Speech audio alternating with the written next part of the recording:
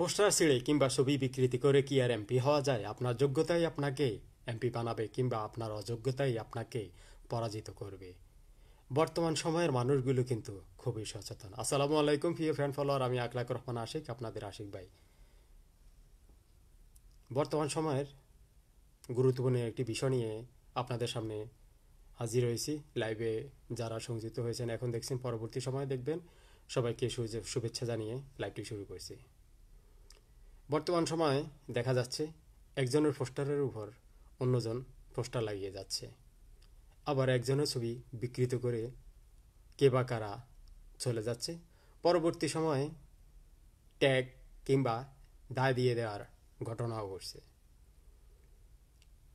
প্রকারান্তে প্রকৃত অপরাধীকে তা কিন্তু অনেকেরই অজানা, ধরাছোঁয়ার বাইরে থাকে তারা। কখনো কখনো কোনো অপরাধ সংঘটিত হলে দেখা যাচ্ছে কোনো সুষ্ঠু তদন্ত ছাড়া, প্রকৃত ঘটনা না জানা ছাড়াই দায় দিয়ে দেওয়া হচ্ছে। ট্যাগের রাজনীতি চলছে যে অমুক দলের লোক এই ঘটনা ঘটাচ্ছে, আর এই কারণেই প্রকৃত অপরাধী যে সে পার পেয়ে যাচ্ছে। মনে রাখবেন, আমি আকলাকুর রহমান আশিক স্পষ্ট ভাষায় বলে যাচ্ছি, কোনো অপরাধ সংঘটিত হওয়ার পরে সুষ্ঠু তদন্ত করা ছাড়া, প্রকৃত ঘটনা না জানা ছাড়াই যদি আপনি দায় দিয়ে দেন অমুক লোকের, অমুক রাজনৈতিক দলের লোকেরা এই ঘটনা ঘটাচ্ছে, এতে কিন্তু প্রকৃত অপরাধী যে সে পার পেয়ে যাচ্ছে। আর এই তার অপরাধ সংঘটিত হওয়ার পরবর্তী সময়ে সে সাজা না পেয়ে, চিহ্নিত না হওয়ার কারণে পরবর্তী সময়ে সে আরও ভয়ঙ্কর রূপ ধারণ করতে পারে।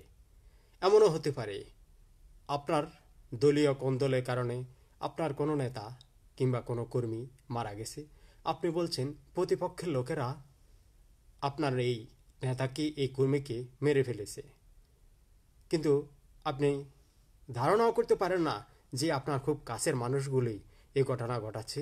দলীয় কোন দলে একজনকে দমাতে পারলেই তো অন্যজন উঠবে, এই মন মানসিকতা থেকে কখনো কখনো একে অন্যকে মেরে ফেলে। তাই প্রকৃত ঘটনা উন্মোচিত করুন, ট্যাগ ও দায়ের রাজনীতি থেকে বেরিয়ে আসুন। আর পোস্টারের উপর পোস্টার লাগিয়ে যদি এমপি হওয়া যেত, তাহলে সবাই একজনের পোস্টারের উপর অন্যজন পোস্টার লাগিয়ে যেত। আবার পোস্টার বিকৃতি করারও ঘটনা ঘটে। মনে রাখবেন, কখনো কখনো তৃতীয় কিংবা চতুর্থ কোনো ব্যক্তি কিংবা পথ চলাচলের অবস্থায় কোনো অবুঝ শিশুরা কিংবা বুঝের কোনো মানুষও এই ঘটনা ঘটাতে পারে। আর এই ঘটনাকে তখন হাইলাইট করে অনেকে হয়তোবা নজরে আনবে। যে বিষয়টা বলতে চাচ্ছি তা হলো, কারো ছবি বিকৃত করে কেউ যদি মনে করেন যে আপনি এমপি হয়ে যাবেন, সেটা ভুল। কারো ছবি পোস্টার ছিঁড়ে আপনি যদি মনে করেন আপনার প্রচারণা আপনি ভালোভাবে চালাবেন, অন্য কেউ চালাতে পারবে না, সেটাও ভুল।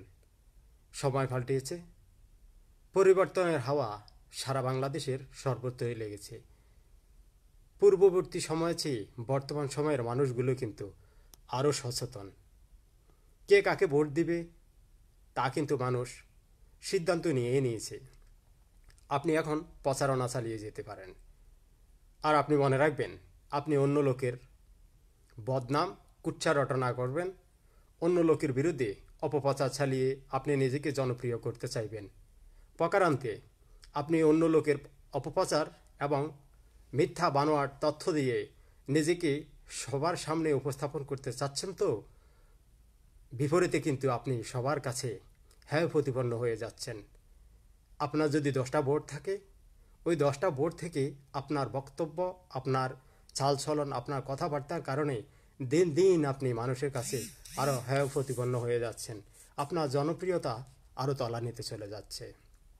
আর বর্তমান সময় ফেসবুকের বিভিন্ন পেজ থেকে দেখছি গুজব ছড়িয়ে কেউ একজন ফটো কার্ড বানিয়ে ছেড়ে দেয়, পোস্ট করে দেয়।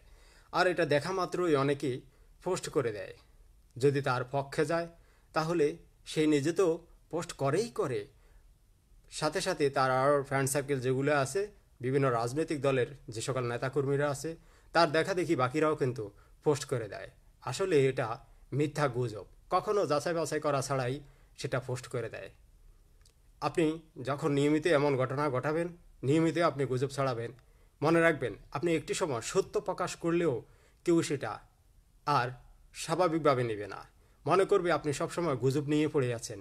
আপনার প্রতিটা পোস্টে হলো, প্রতিটা কথা হলো, সব কিছু হলো মিথ্যা, বিভ্রান্তিকর।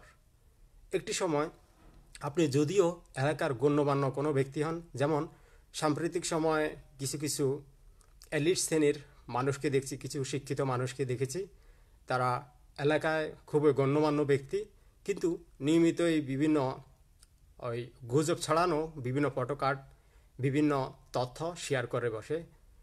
কমেন্টে কখনো দেখেও না কে কি কমেন্ট করলো, সেটা যে গুজব সে কখনো সেটা চিন্তাও করে না, কখনো যাচাই বাছাইও করে না। মানুষ তাকে গালিগালাজ করে, সে সেটাও দেখে না, অথচ সে সমাজের বিবেক।